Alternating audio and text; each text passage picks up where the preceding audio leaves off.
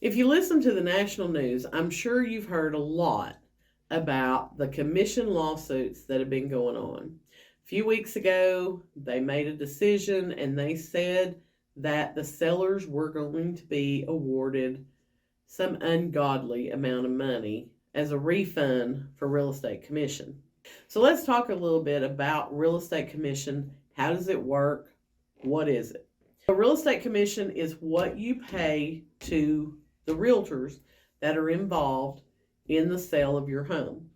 If you're looking to buy a home, more than likely the buyer's agent will be compensated by the seller at closing. When you sit down as a seller with your realtor and you sign that listing agreement paperwork, they should be pointing out to you on that form, this is the amount of the total commission, and this is what we're proposing you pay to the buyer's agent who brings the buyer to the table. If they're not doing that, then you need to be asking those questions. When you go to sell a house, yes, you're paying a commission to the agents involved in the deal.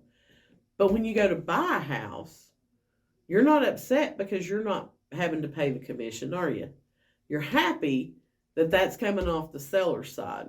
So to me, I don't see how this lawsuit is going to stand up, because most of these people who sold their homes ended up purchasing another piece of real estate, and they sure weren't offering to pay their realtor who helped them purchase that house. They let that realtor get paid from the seller's proceeds. Why does the seller pay the commission? Typically because buyers don't have that money up front. We're looking at the worst home affordability rates we've ever seen in this country. That's due to a lot of different things, including rising home values as well as rising interest rates.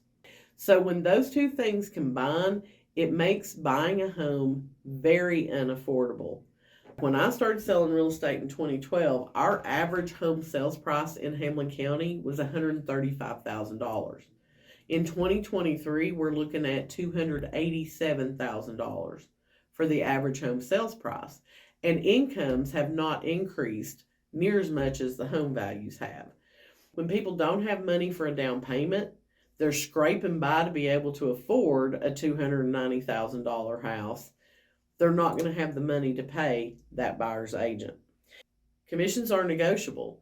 Just because an agent says, well, this is what I'm going to charge, is that set in stone? Absolutely not. The listing agreement is just like a contract, and both sides have to come to a mutual understanding of that. So if your real estate agent proposes a commission to the buyer's agent that you're not satisfied with, you think it's too high, you think it's too low, you need to be able to talk to your agent about that and negotiate it to something that you're both happy with. Now, while some people question, why do I need a real estate agent in 2023? Homes are still selling pretty quick. I could just stick it on Zillow and sell it myself.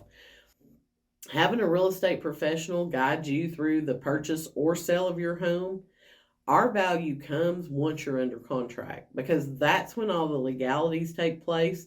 And if you're not crossing your T's and dotting your I's, you're opening yourself up for litigation after the sale closes.